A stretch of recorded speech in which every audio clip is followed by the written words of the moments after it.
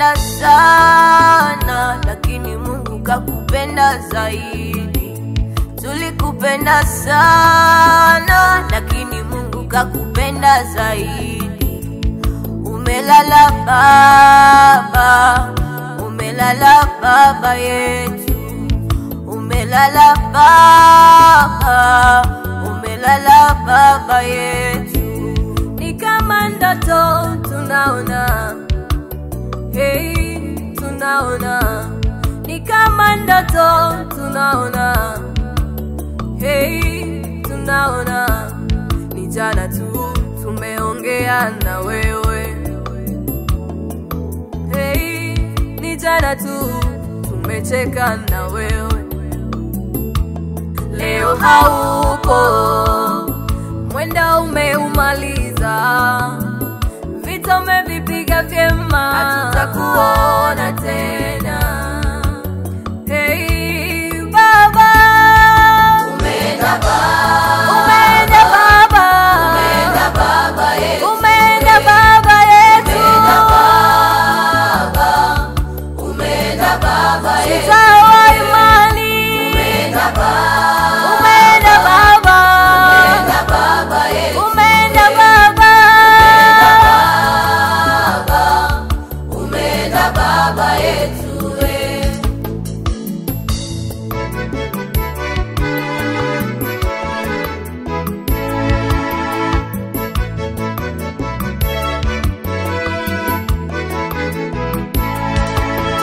Mengi umetufundisha, hatutaacha kuyatenda. Hekima uliyoionyesha tutaikumbuka milele. Naona wengi wanalia, wengi wanahuzunika.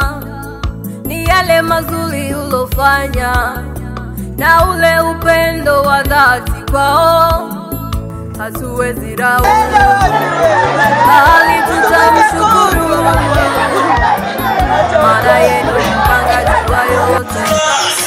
Alipema peponi Mwenyezi Mungu.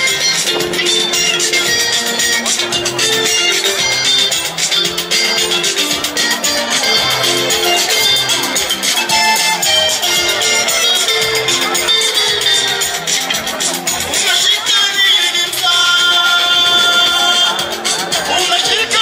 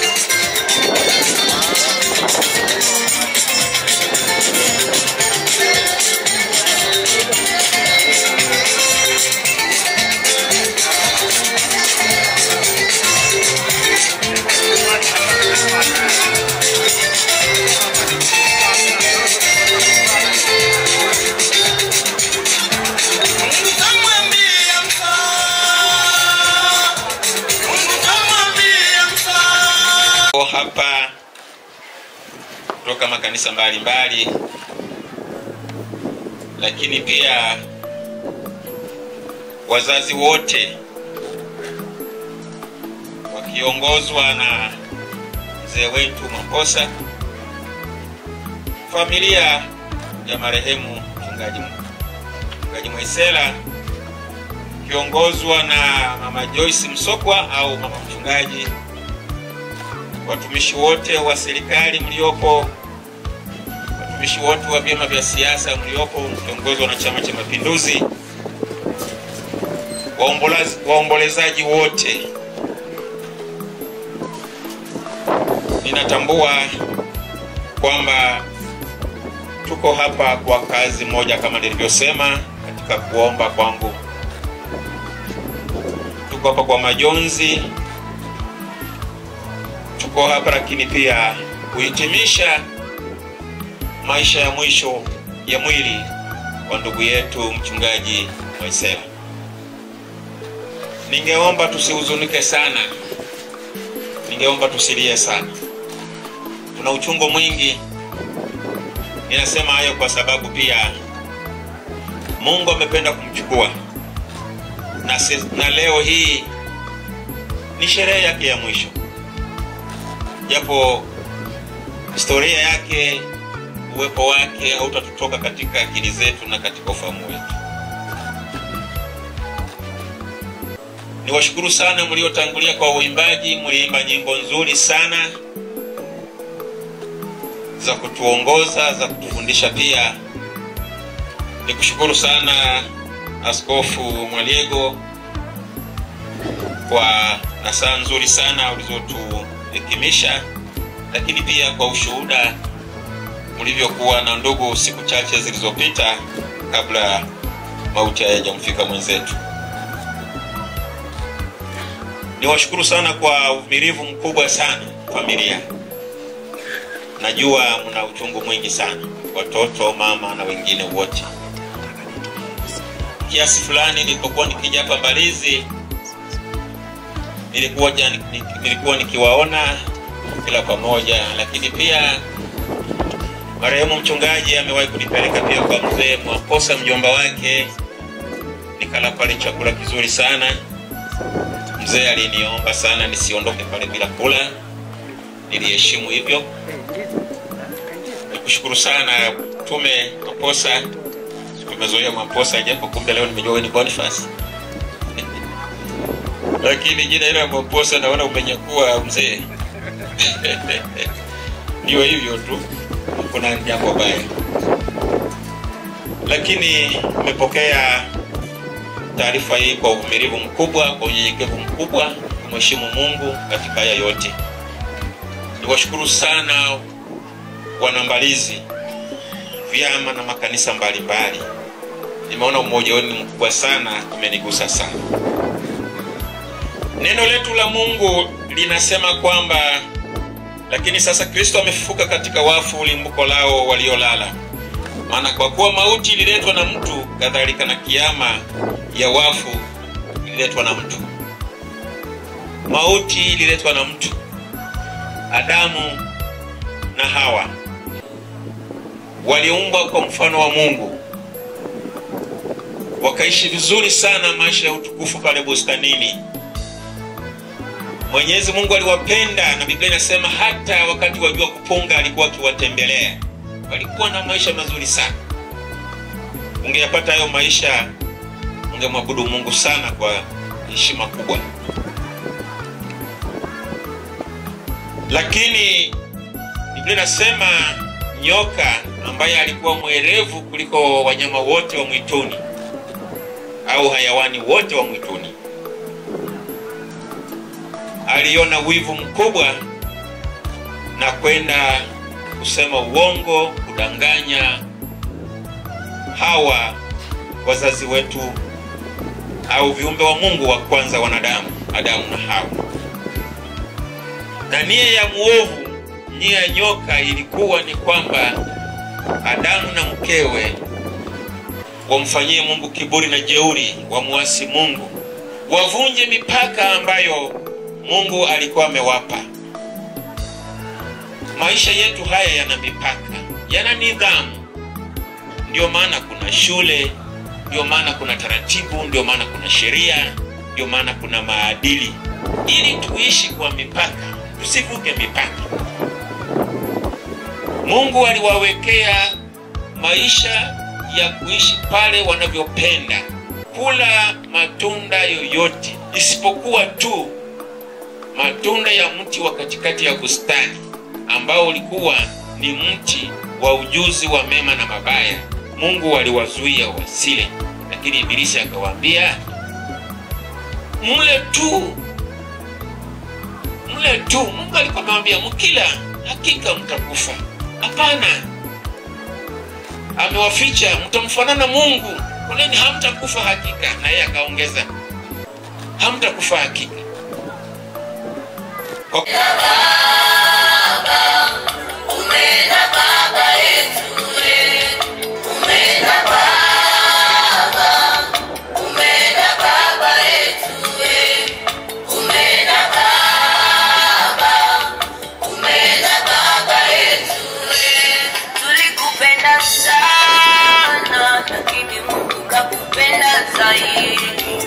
Tulikupenda sana, lakini Mungu kakupenda zaidi.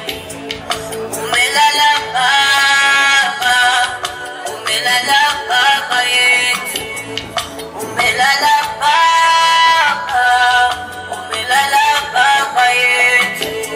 Ni kama ndoto tunaona, hey, tunaona. Ni kama ndoto tunaona, hey, tunaona. Ni jana tu tumeongea na wewe, hey, ni jana tu tumecheka na wewe. Leo hauko, wenda umeumaliza, vita umevipiga tema, tutakuona tena.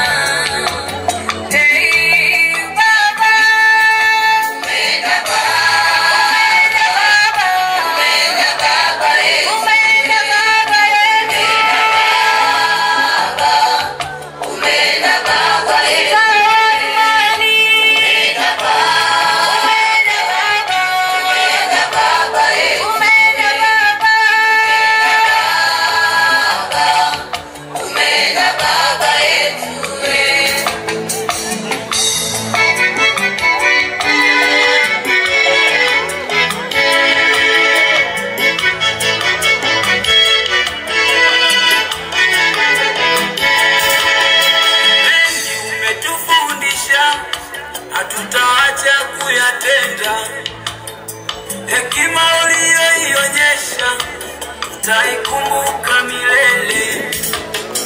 Naona wengi wanalia, wengi wanahuzunika, ni yale mazuri ulofanya na ule upendo wa dhati kwao, hatuwezi laumu, bali tutamshukuru Mungu, maana yeye ni mpangaji wa yote, mwamuzi wa yote. Nenda salama baba, nenda salama Maisela, nenda salama baba, nenda salama Maisela.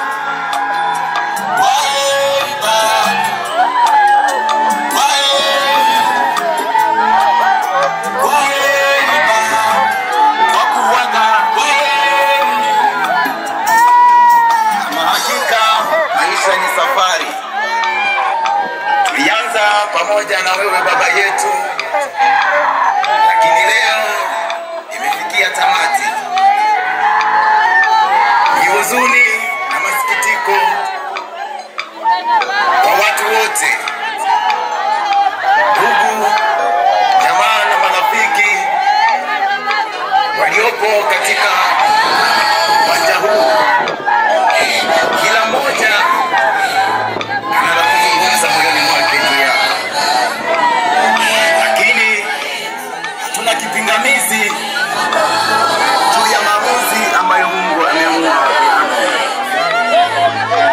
Imetokea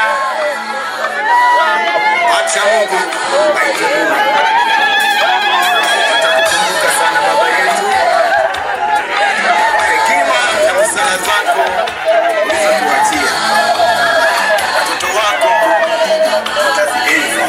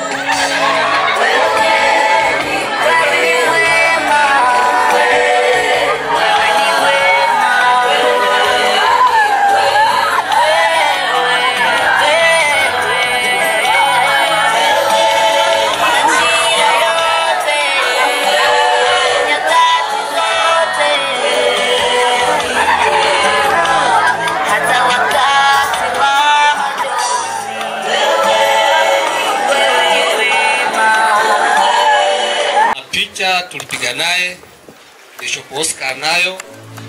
Sasa bajuzi tukusikia kwamba amekufa, tulizani kwamba huenda kafa mtu mwingine, lakini kuulizia kwamba ni yeye. Lakini hiyo ndio safari ambayo Mungu amemwangalia kila mmoja, jinsi ambavyo yeye ataondoka hapa duniani. Mimi niongee neno moja tu, watu wa Mungu. Mwana falsafa mmoja alituka kitabu kimoja, akasema, who will cry when you die? Kwamba ni nani ambaye atakulilia wewe utakapokufa? Ni nani atakayekuombolezea utakapoiaga dunia?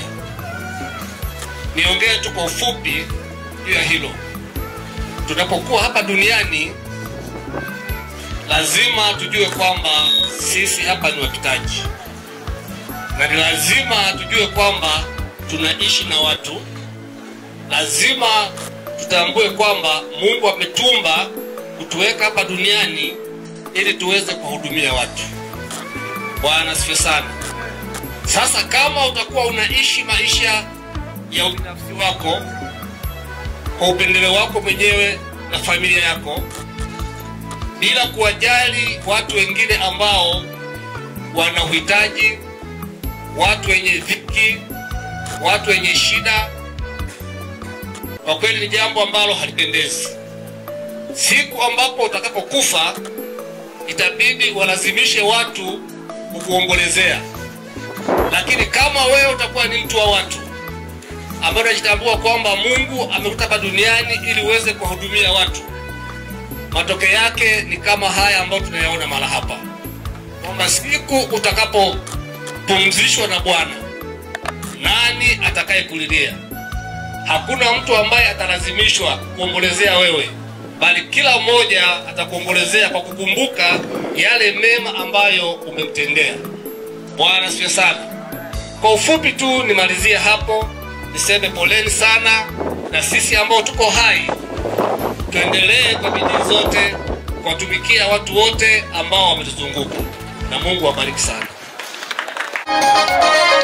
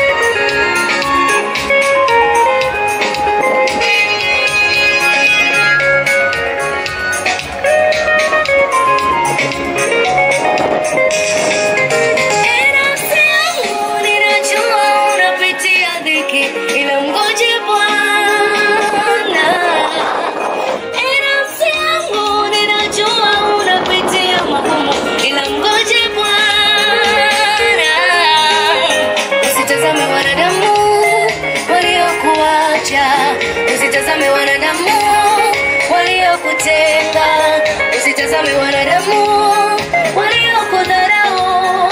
Wewe mtazame Mungu tu, nafsi yangu.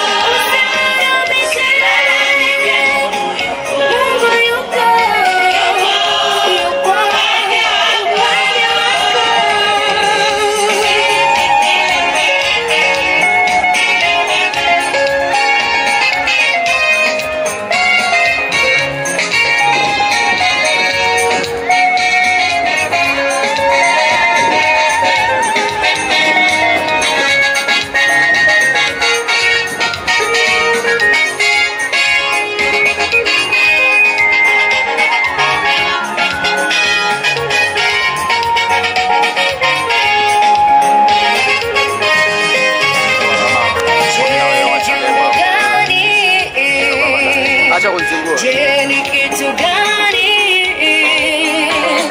Je, magumu gani? Je, ni shida gani zitakazonitenga na Mungu wangu, zitakazoniweka mbali na Mungu wangu? Je, ni magonjwa au shida? Je, ni ndoa au misiba? Ni jambo gani ndugu yangu we? Ni kitu gani mama yangu we? Kinachokutenga na Mungu wako, kinachokuweka mbali na Mungu wako. Je, ni umasikini umekuweka mbali?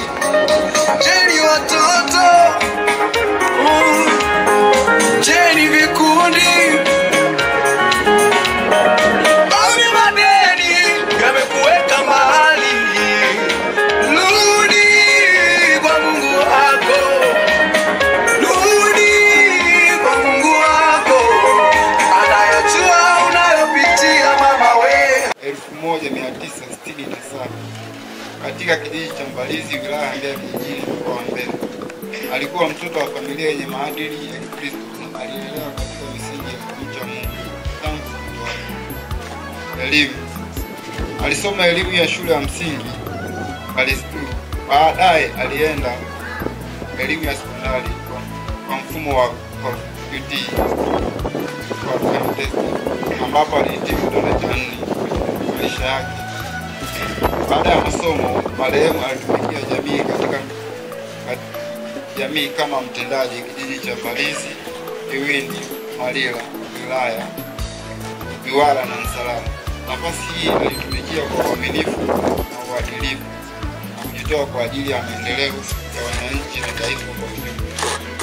Maisha ya kiroho. Katika maisha ya kiroho, marehemu alianza kumtumikia Mungu tangu utoto chini ya usimamizi wa babu yake Mzee Mwamposa katika kanisa la Moravian Mbalizi kabla halijaitwa Yeriko.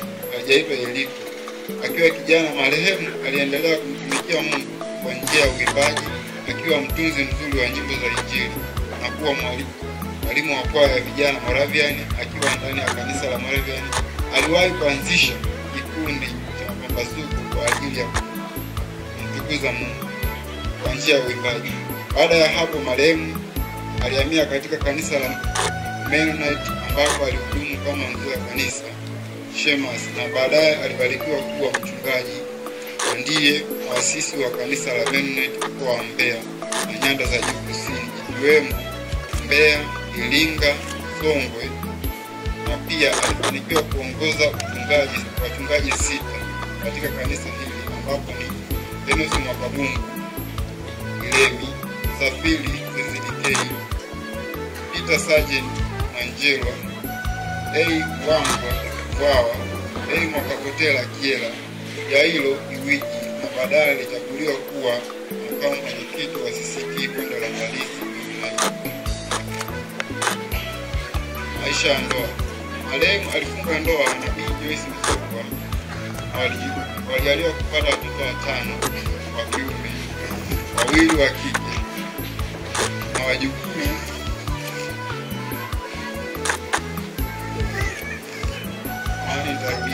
Marehemu alifunga ndoa na Bi Joyce Msokwa. Walijaliwa kupata watoto 5 wa kiume 2 na wa kike 3, wajukuu 8, wa kiume 5, wa kike 3. Mmoja waliishi maisha ya upendo na mshikamano. Hali ya ugonjwa. Marehemu Mchungaji Anyewise Godwin Mwisela alikuwa akisumbuliwa na tatizo la kifua. Mnamo tarehe 6 mwezi wa 7 mwaka 2025 usiku alisijiwa. Asubuhi ya tarehe 7 mwezi wa 6 mwaka 2025 alipelekwa hospitali ya Ifisi. Walijitahidi kadri walivyoweza, lakini majira ya saa 10 jioni ndipo mauti ulipofika. Tunamshukuru Mwenyezi Mungu kwa maisha aliyoishi katika kumtumikia Mungu na jamii. Tutamkumbuka daima kwa moyo wake wa upendo, cheshi, nyenyekevu na bidii katika kazi ya Bwana na maisha ya mfano kwa wengi. Shukrani.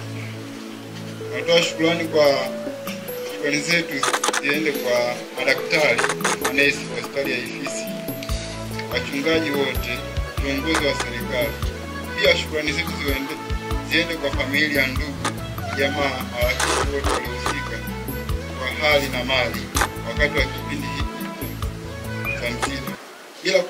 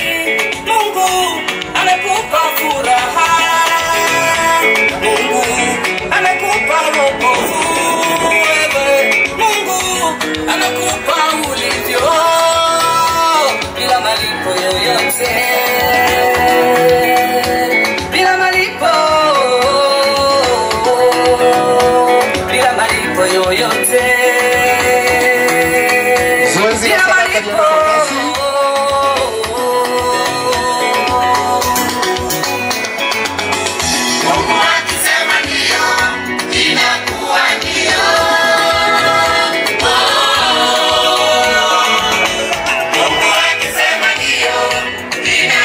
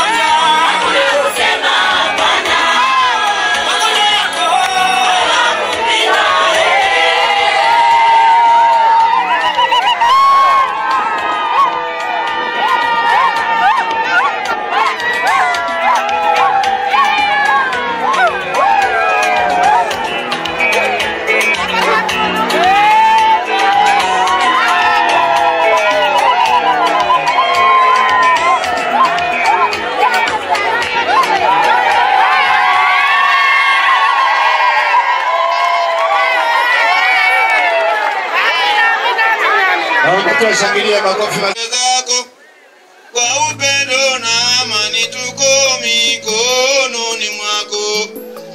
Mungu wetu tumaini, sisi ndio wana wako. Mungu muweke peponi, anyelwise Mwaisela.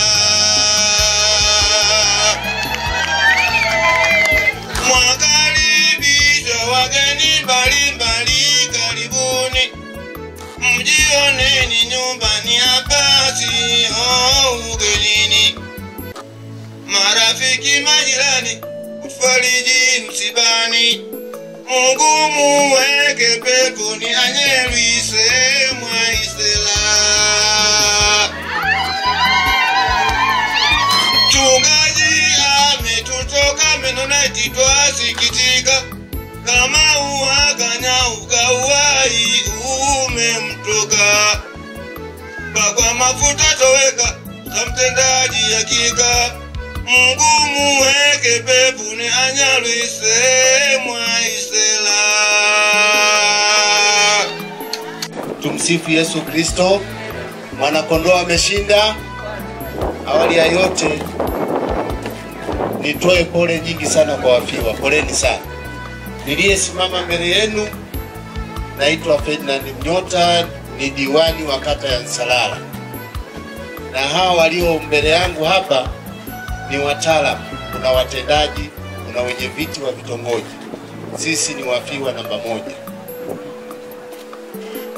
Mchungaji Mwaisela ambaye alikuwa ni mtendaji wa kitongoji cha Nsalala, tumepata pigo kubwa sana. Alikuwa ni kiunganishi cha kata yetu ya Nsalala katika kuleta maendeleo.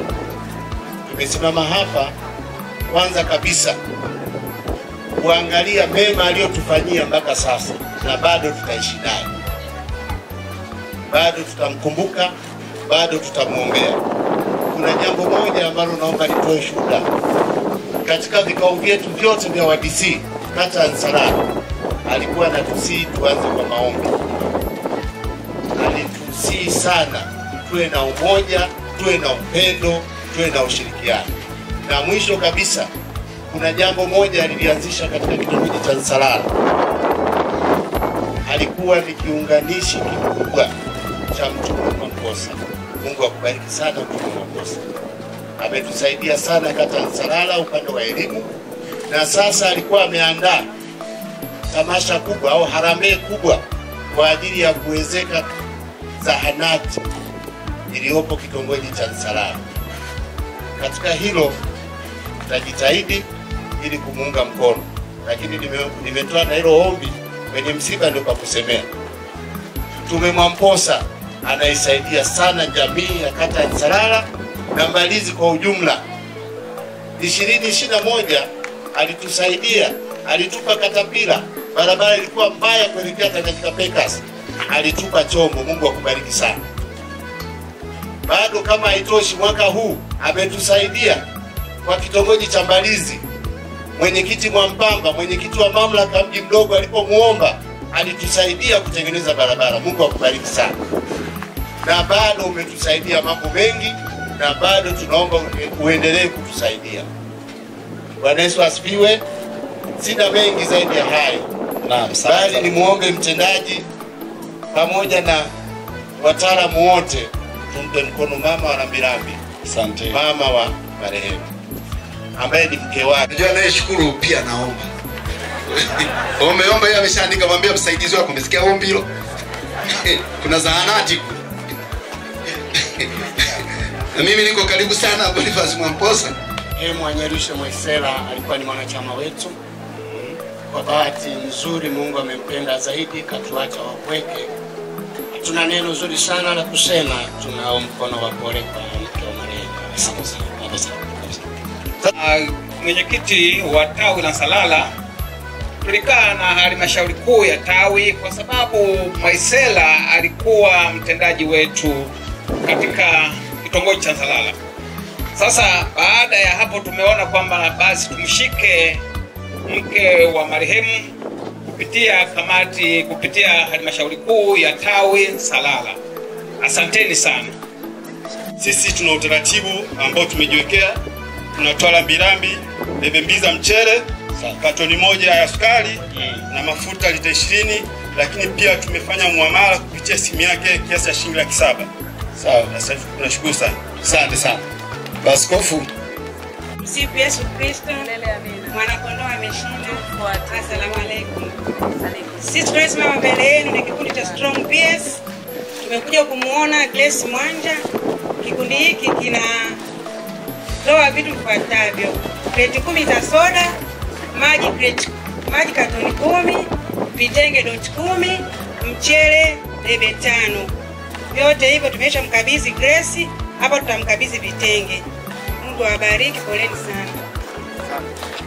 Katibu wa vijana kanisa la Mennonite Tanzania, tunatoa pole sana kwa wafiwa wote, ndugu, jamaa na marafiki, lakini pia na jumuiya ya vijana Dayosisi ya Kati. Sisi kama vijana tunawapa pole sana vijana wa Mbalizi na familia ya mchungaji Anyelius Godwin Mwaisera. Na Mungu awabariki. Mchango wetu tutawasilisha kwa vijana wa Mbalizi na familia. Asante. Sifiwe. Kwa niaba ya wanawake wa kanisa la Mennonite Tanzania Dayosisi ya Kati ambayo inaunganisha mikoa ya Singida, Iringa, Dodoma na hapa Mbeya na pamoja na Songwe huko Vwawa, tuna utaratibu wetu kama wake za watu wa mikono, lakini pia wanawake. Kwa hiyo tunaipa pole sana familia, lakini tutawasilisha baadaye baada ya utaratibu wote wa kumhifadhi baba mchungaji. Mungu awabariki. Amina. Na pia kuwasimamisha watumishi wa Mungu, kwa sababu sisi wanasiasa tunatutambulisha kwa nguvu sana na tunasema sana. Naomba tena niombe ombi langu la pekee sana sana, na ili siachi kuomba. Naomba baba maaskofu wapendwa wa Mungu, wachungaji, sisi wengine tuna asili ya utumishi. Kwa hali ilivyo sasa pia katika nchi yetu na nchi zingine, tunataka watu wa Mungu wamtangulize Mungu mbele. Watu wamjue Mungu. Mkihubiri nyinyi kidogo, dakika 5, dakika 10, mnatupunja sana, alafu mnatuacha sisi tunasema kwa muda mrefu sana siasa zetu.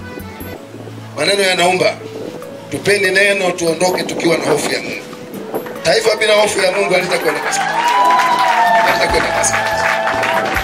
Tupende neno, wala msifikiri mnapoteza muda. Watu wanakaa kilabuni pale, tako moja alipata ataganzi masaa 5. Tunamwachaje shetani mambo kama? Sema neno la Mungu. Nawashukuruni, nafikiri ujumbe umefika. Nawatakia heri na baraka njema katika utumishi wa Mungu. Baba yetu Mtume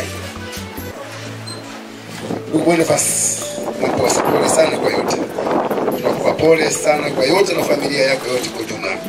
Lakini pia tutoe pole sana kwa familia ya ndugu yetu Mwaisera. Anyelius Mwaisera, bahati mbaya tu kwamba tumepata muda mdogo. Mimi nimefanya naye kazi kwa tangu miaka 90 nilipokuwa diwani kwa miaka 16 katika kata hii kabla haijagawika. Nilifahamu tabia yake akiwa bado kijana mdogo wangu. Lakini kwa sababu ya muda sina kusema, nashukuru kwamba alitumika kwa Kaisari, lakini pia alipenda sana Mungu.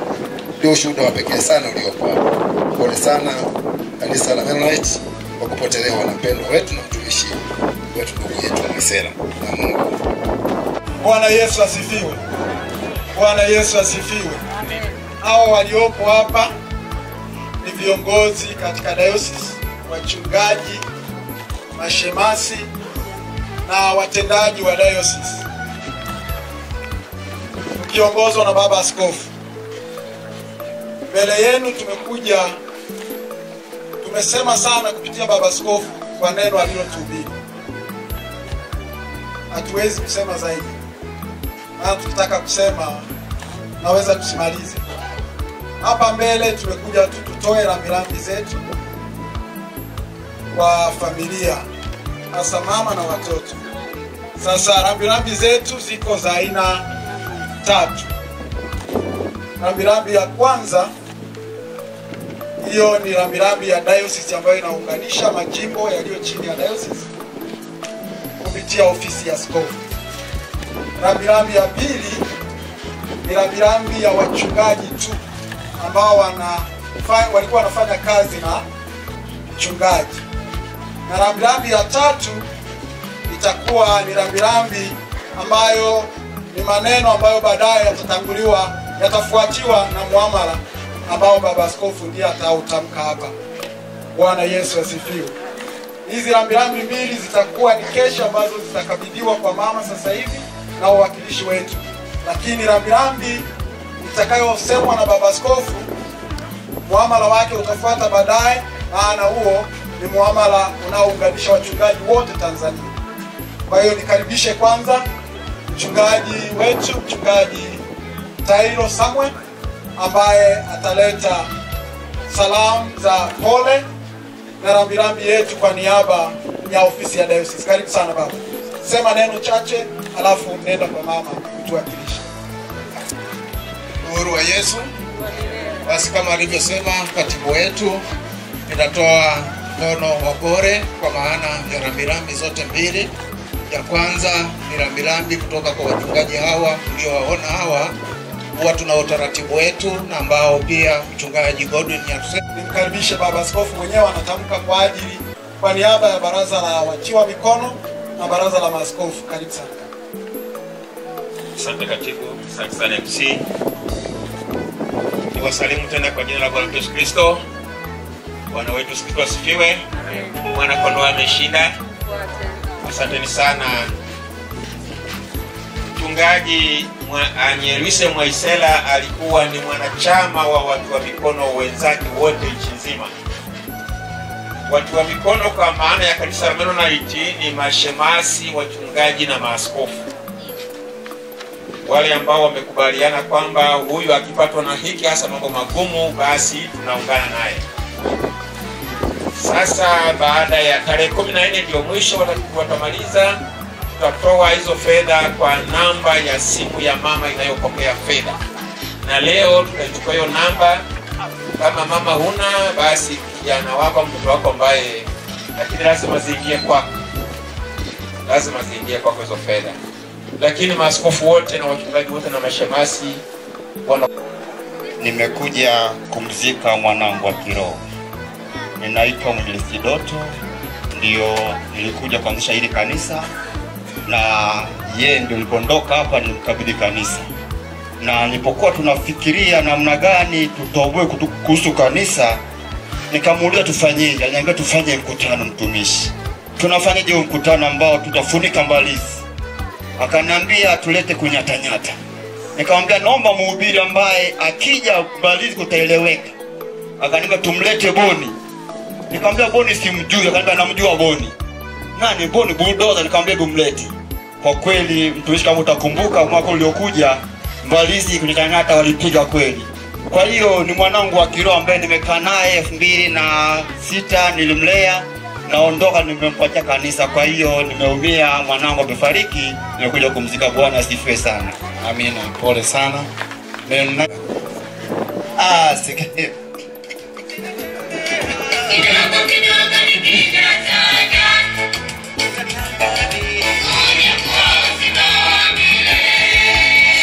Kuleta baadaye.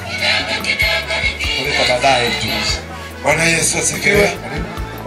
MC, kuna umuhimu fulani wa kutuongezea dakika, hasa sisi tuliounganisha kanisa hili nikawepo, na sasa hivi na majimbo karibu 7 na wachungaji kibao, na kuongeza dakika 6 nyingi sana. Nafanya vizuri. Ulivyosema askofu alishatoa pole, tusitoe pole, lakini namshukuru Mungu kwa kunitunza na kuweza kufika kwenye sherehe au harusi ya mpendwa wetu aliyelala. Alikuwa rafiki yangu sana, alikuwa kipenzi cha familia yangu, alikuwa rafiki wa wanakunyatanyata, alikuwa rafiki wa kanisa la Mennonite Segerea. Alikuwa akifika amesema nimeingia kwa wazazi wangu, lolote lile alikuwa anahitaji atapatiwa kama mtoto. Hapa nilipo nimesimama kama mwenyekiti wa kwaya ya kunyatanyata, naitwa Daniel Nyagwewe. 2006 tumishi aliyelala alikutana na albamu yetu hiyo iliyopigwa hapo ya kunyatanyata. Alinipigia simu, akanisalimia, akanisifia sana, akasema Mungu atubariki sana. Tukaagana hivyo hivyo. Mara ya pili akanirudia, Mimi nilichukulia poa tu, kama maana wakati huo nilikuwa napigiwa simu sana na watu wengi kutushukuru. Nilichukulia poa. Akarudi akasema, mtumishi, uniambia wewe ni mwenyekiti wa kwaya, tunataka tuanzishe kanisa la Mennonite Mbalizi. Nikasema sawa. Nikampa utaratibu. Nilimfikisha kwa uongozi wa kanisa wa jimboni kwetu. Jimbo likamchukua likaenda kwa diocese. Diocese wakamtuma huyo kijana kuja kuanzisha kanisa. Haikuchukua muda mrefu akaandaa mkutano. Kanibia huko wajui kunyatanyata, wanafikia nilikuwa kutoka Zambia, mara kanisa ieleweki. Basi tulifika kufanya huduma kwenye uwanja ule pale mbele. Na hapo ndio nilikokutana na bulldozer na injili ilienda. Injili ilipambanua vizuri sana. Baada ya miaka miwili tukarudi tena kudhibitisha hilo. Safari hiyo tulikuja na uongozi wa diocese kuja kuweka muhuri kwa mpendwa wetu. Hakika Mwaisela amefanya kazi na historia yake haitafutika. Makanisa yote yanayotajwa hapa Mbeya ya Mennonite imepitia kwake na imepitia kwa albamu yetu ya kunyatanyata. Mungu azidi kutusimamia, Mungu aweze kutuinua, Mungu aweze kutuinua. Wito kwa kanisa letu, baba mchungaji amenituma kwamba Segerea haitaacha kanisa la Mbalizi, tutaendelea kuwa baba yao. Viongozi waliopo watakao baki, watakao chukua kijiti, mjue kwamba Segerea Mennonite ni wazazi wenu. Muda wote karibuni mlete haja mioyo yenu. Mwisho mwakani mwezi kama huu kunyatanyata watakuja kufariji msiba huu. Manake imetokea ghafla, mimi ndio nimechomoka, mwenyekiti nenda. Naomba tuandae tena mkutano hata kama ni wa siku 5. Tumwalike tena bulldozer ulioanza naye kampeni hata kwa siku moja. Anasikia. Hata kwa siku moja tuje tuseme neno katika uwanja huu, ili neno la Mungu liweze kwenda, Mennonite iende na mambo yote yaende. Barikiwe sana. Angali Mungu. Asante sana. Hii cha MPP, yani Mbalizi papo kwa papo. Kwa hiyo tunatoa pole sana kwa familia, lakini na sisi tumepoteza jembe kwa sababu alikuwa ni mshauri wetu mzuri. Hatuna maneno mengi sana ya kusema. Tuna shada hili moja ambalo tutamzika mwenzetu kwa kumpamba, lakini tuna kitenge ambacho tutamfunika mama, yani mke wa marehemu, lakini tuna blanketi hili duvet ambalo ni ishara ya kumfunika mwenzetu ili aweze kupumzika kwa amani. Natamani tuseme kiwango cha pesa ambazo tumetoa ili kwa sababu yeye ameondoka. Lakini kabla sijasema kiwango cha pesa, naomba yule kijana wake wa kwanza Samueli tunamkaribisha kwenye kundi hili. Lakini ataingia kwa utaratibu ambao tutawasiliana naye ili aendelee kuwa mwanachama wetu. Pesa tuliyoitoa ni shilingi 2,200,000. Pesa hii tumeikabidhi kwa familia kwa utaratibu ambao familia walituelekeza. Kwa hiyo kuna bahasha ambayo tunaikabidhi kwa familia ili wao wataendelea kuisoma na nini ambacho tumekiandika. Bwana ametoa na Bwana ametoa. Jina la Bwana libarikiwe. Amen. Asante sana Mbalizi.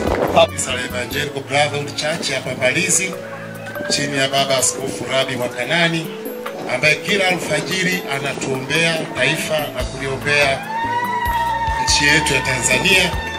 Tumekuja hapa kwa niaba ya tenda kazi mwenzetu Eliza Masoko. Hapa ni mkabidhi bahasha. Amen. Asante. Ambalo kila mmoja amesema sifa zake. Leo ni sherehe kubwa ya kumwaga, yote tunamwachia Mwenyezi Mungu. Nipende kushukuru viongozi wote na wachungaji na ndugu yetu Boniface Mamposa ambaye ni mtume, ambaye umeguswa sana katika msiba huu, pamoja na wachungaji wote waliokupa na wageni wote walioongozana nao. Pole sana ndugu zangu wote, haya ni mapito ya kupitia na ndio njia ya kupita, ila tu ni kwamba unapoondoka umesimama mahali gani. Huo ndio mtihani. Kabla sijaendelea kwa message fupi, nitambue uwepo wa viongozi wenzangu. mwenyekiti wa mamlaka ya mji mdogo Mbalizi, ndugu yangu Pom Mwampamba mwenezi, pamoja na mwenyekiti mstaafu Jacob Wasanuisi Mwakasore ambaye uko hapa, lakini ujumbe wa halmashauri kuu ya mkoa, kaka yetu, ndugu yetu na rafiki yetu. Huyu ni binamu, lakini ni kaka yetu kabisa, hakuwa binamu tena, na alikuwa rafiki yangu sana. Na siku anaondoka, nashukuru Mungu nilikuwepo hapa Mbeya. Sijua kwa nini anatumia misiki sana. Naomba njoni yake mkono.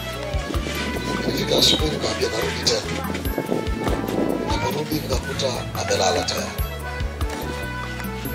Ni jambo ambalo linaumiza, lakini nataka tuelewe, sisi tunamjua Bwana, hatupaswi kuumia kupita kawaida kama wale wasioamini. Na moja ya mambo ambayo ninafurahia kwa ajili ya ndugu yangu na mtumishi wa Mungu huyu Mchungaji Mwaisela ni pale alipoamua kuwa mchungaji na kumtumikia Mungu maisha yake. Kwangu mimi nilikuwa furaha, na alisimama na utumishi, na alikuwa mtu mwenye bidii. Pale ambapo tulishikana mkono. Lakini niseme, kila mmoja uliyepo hapa lazima ujue wewe ni roho, wewe sio mwili. Mwanadamu halisi ni roho. Mwili ni kama nguo tunayovaa. Leo mtumishi wa Mungu amelala hapo, lakini yeye hayupo hapo.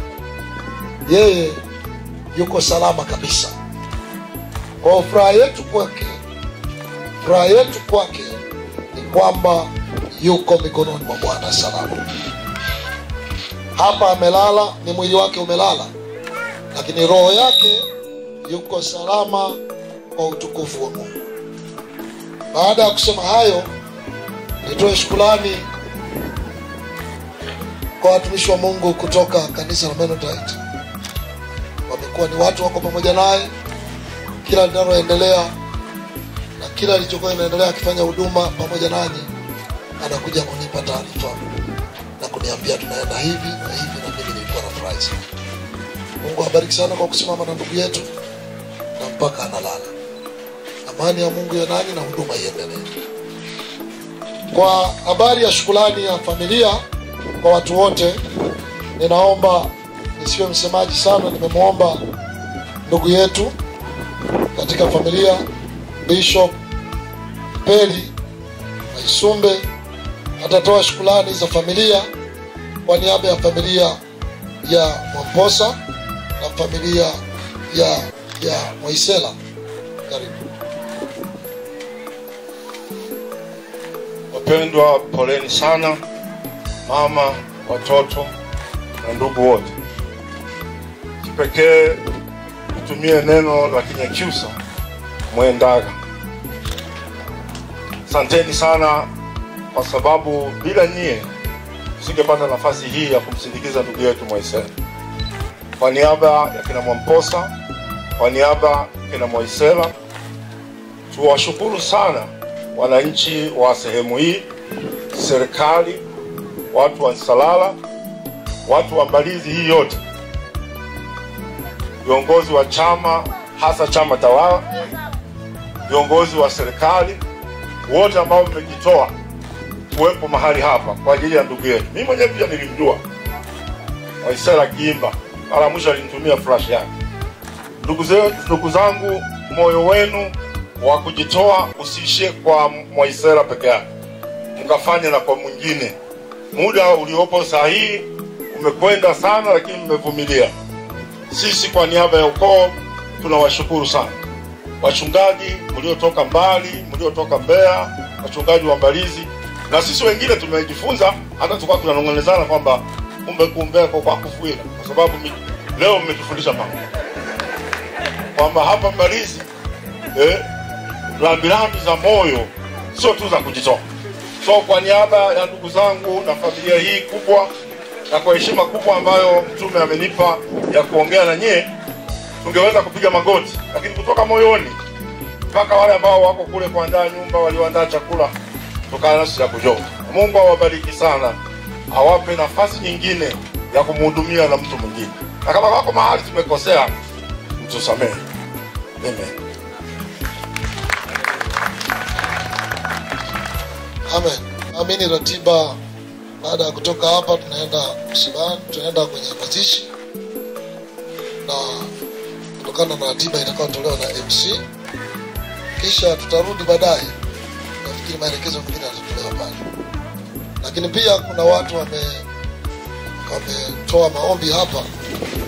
Naomba niseme Mungu awabariki yote ambayo yameombwa kwa habari ya zahanati. Mwenyekiti na ndugu yangu mtumishi wa Mungu Mwaisela waliniambia, nikasema itakapofika wakati mtatuambia tufanye kitakachowezekana. Lakini pia nimesikia hiyo barabara, tutaliangalia kile kinachowezekana kinafanyika, kile ambacho hakiwezekani bado tunafanya pale tunapoweza, kwa sababu Mbalizi ni mji wetu wote na ni baraka kufanya jambo katika nyumba au katika mji uliotokea. Mungu awabariki sana, Mungu awape neema, Mungu atupe kuishi, amani iwe nayo. Amina. Mungu akubariki sana. Hata mwenyekiti amesema jambo pale. Wewe shika kwako mkono, mimi njia nyeupe tu. Na wachungaji wote washuhudia hapa.